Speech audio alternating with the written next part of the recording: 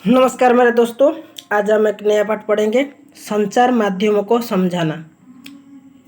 क्या है टॉपिक नाम है? संचार माध्यमों को समझना। चलो, मीडिया अंग्रेजी मीडियम शब्द का बहुवचन है और इसका तात्पर्य उन विभिन्न तरीकों से जिनके द्वारा हम समाज में विचारों का आदान प्रदान करते हैं। मीडिया का अर्थ माध्यम व जनसंचार माध्यम जैसे टीवी, रेडियो और अखबार संचार माध्यम के रूप में है, जिनके पहुंच लाखों लोगों तक ना, कि टीवी, मोबाइल, रेडियो के जैसे सोशल मीडिया तक ये लाखों लाखों लोग उसमें कनेक्शन है। उसी तरह देश देश और विदेश के जन समूह तक है, इसलिए जनसंचार माध्यम या मास मीडिया कहते हैं। तो देश और विदेश का जनसमूह तक है, इसलिए इन्हें जनसंचार को माध्यम को क्या बोलते हैं? मास मीडिया बोलते हैं। ठीक है, तो इसमें क्या हुआ, अंग्रेजी के मीडियम शब्द बहुवचन है और उसका तात्पर्य है, इसका तात्पर्य क्या है? उन विभिन्न तरीकों से जिनके द्वारा समझ में विचारों का आदान प्रदान। ठीक है, तो स्टेटमेंट में आ जाएगा ना, तो वो देखना कि विभिन्न तरीके से जिनके द्वारा क्या करते हैं, हम समाज में विचारों को क्या आदान प्रदान करते हैं। और मीडिया का अर्थ क्या है? मीडिया का अर्थ है माध्यम और जनसंचार माध्यम। ठीक है, संचार माध्यम और तकनीकी। अखबार, टेलीविज़न सभी जानते हैं, अखबार, टेलीविज़न और रेडियो लाखों लोग तक पहुंच सकते हैं, क्योंकि इनमें एक विशिष्ट प्रकार की तकनीकी का उपयोग किया जाता है ना, कि अखबार, टेलीविज़न, ये रेडियो सब क्या है, ये विशिष्ट बहुत लोग तक ये पहुंच जा सकता है और इसमें एक तकनीक का उपयोग किया जाता है।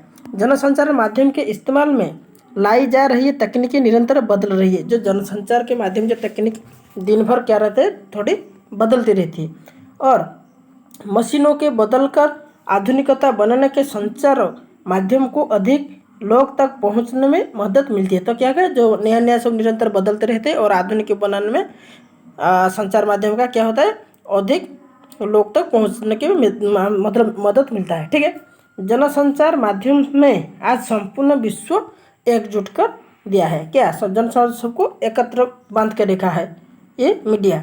ठीक है, जनसंचार माध्यम और धन। जनसंचार के माध्यम वह तकनीकी बहुत अधिक खर्चीली होती है और जैसे टीवी स्टूडियो, समाचार के स्टूडियो तथा अन्य लोगों का वेतन। इसके परिणाम स्वरूप अधिकांश टीवी चैनल और समाचार पत्र किसी बड़े व्यापारिक प्रतिष्ठान का भाग होते हैं। जनसंचार माध्यम को अधिक धन की आवश्यकता होती है, जिसके लिए वह निरंतर धन अर्जित करते हैं। ठीक है, इसका एक तरीका क्या होता है? विज्ञापन है, जिससे जनसंचार माध्यम को धन की पूर्ति होती है। किसके माध्यम से? ये आ गया, जो इसका मेन मुद्दा क्या है, विज्ञापन माध्यम से जनसंचार माध्यम को धन की पूर्ति होता है। वो जो इस इन्वेस्ट करता है जनसंचार में, जो हो गया स्टूडियो हो गया, कि वो टीवी में जो काम करते हैं, जो काम करते हैं वो मतलब लोग हो गया, उसको सब वेतन कहाँ से लाएंगे? तो इसमें क्या क्या कि इसका तरीका विज्ञापन है, जिसके जनसंचार माध्यम को ये पूर्ति करता है। ठीक है, संचार माध्यम और लोकतंत्र। लोकतंत्र में जनसंचार की भूमिका अत्यधिक महत्वपूर्ण मानी जाती है, क्योंकि घटनाओं पर चर्चा करने में इसका अहम योगदान है। किसका? मीडिया का। उदाहरण के लिए संचार माध्यम से नागरिक जान सकते हैं कि सरकार किस प्रकार का कार्य कर रही है। यदि लोग चाहे तो सरकार के आधार पर कार्यवाही भी कर सकते हैं। समाचार को यदि लोग चाहे तो समाचारों के आधार पर कार्यवाही भी कर सकते हैं। मंत्रियों के पत्र लिख सकते हैं और सार्वजनिक विरोध आयोजित कर सकते हैं, हस्ताक्षर अभियान चला सकते हैं। इसलिए आवश्यक है कि जनसंचार माध्यम सही जानकारी एवं संतुलित रिपोर्ट प्रस्तुत करें।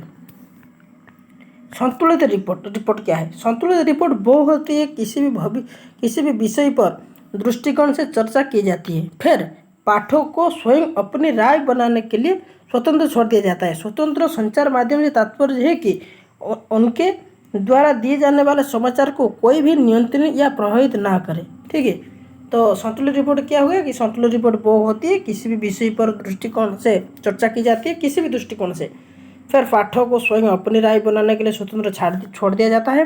पर क्या होता है? स्वतंत्र संचार माध्यम से तात्पर्य क्या होता है? उनके द्वारा दिए जाने वाले समाचार को कोई भी नियंत्रण या प्रभावित ना करे। संचार माध्यम आ गया है। संचार माध्यम स्वतंत्र नहीं होते, इसके मुख्य दो कारण क्या जो संचार माध्यम स्वतंत्र नहीं होता है, तो इसका कारण क्या है? सरकार उन पर नियंत्रण सेंसरशिप के द्वारा और व्यापारिक प्रतिष्ठान का नियंत्रण एवं धन के द्वारा। तो ये दो वजह से ये हमारे जो मीडिया वो स्वतंत्र नहीं होते हैं, किसका? सेंसरशिप और ये व्यापारिक प्रतिष्ठान में जो धन के द्वारा। मसौदा तय किया जाना। क्या मसौदा तय किया जाना? कि कुछ खास विषय पर ध्यान केंद्रित करके संचार माध्यम हमारे विचार, भावना और कार्यों को प्रभावित करते हैं और हमेशा ध्यान उन मुद्दों की ओर आकर्षित करते हैं हमारे जीवन पर महत्वपूर्ण प्रभाव डालने और हमारे विचार को निर्मित करने में मुख्य भूमिका होने के कारण ही प्राय ये कहा जा सकता है कि संचार माध्यम ही हमारा मसौदा या एजेंडा तक तय करता है। ठीक है, कि क्या हुआ? ये हमारे जीवन पर महत्वपूर्ण प्रभाव डालने के लिए या विचार निर्मित करने के लिए मुख्य भूमिका होने के कारण प्राय कहा जाता है कि क्या? कि संचार माध्यम ही हमारा मसौदा या एजेंडा की हमारा जीवन पर क्या करता है कि प्रभाव डालता है। ठीक है, परंतु कई बार जनसंचार माध्यम महत्वपूर्ण विषय पर ध्यान केंद्रित करने में असफल रहते हैं, जैसे कि पीने योग्य जल बहुत जरूरी समस्या है, परंतु इसके बजाय वो खेल कूद, मनोरंजन जैसे विषय पर अधिक ध्यान देते हैं। उसके बाद सेंसरशिप क्या है? कि सेंसरशिप वो है कि सरकार की उस शक्ति अधिकार से जिसके अंतर्गत सरकार कुछ विवरण प्रकाशित करने या प्रदर्शित करने पर रोक लगा देती है। ये सेंसरशिप क्या होता है? कि सरकार एक रोक लगा देती है, ये पर कुछ अच्छा नहीं है, इसको सेंसरशिप लगाकर बंद कर दिया जाए। सरकार उस शक्ति के अधिकार में जिसका अंतर्गत सरकार कुछ विवरण प्रकाशित करने या प्रदर्शित करने पर रोक लगा सकती है। ठीक है, सार्वजनिक विरोध क्या है? इसमें विशाल संख्या में लोग एकजुट होकर किसी विषय पर खुले रूप से अपना विरोध प्रदर्शन करते हैं, जैसे रैली आयोजित करना, धरना देना, सड़क का अवरोध करना, ये सब सार्वजनिक विरोध। ठीक है, सार्वजनिक विरोध क्या है? जैसे रैली, धरना, ठीक है, और यहाँ खुले रूप में अपना विरोध प्रदर्शन करते हैं, ये है सार्वजनिक विरोध। ठीक है, आता है एग्जाम में कभी कभी ये।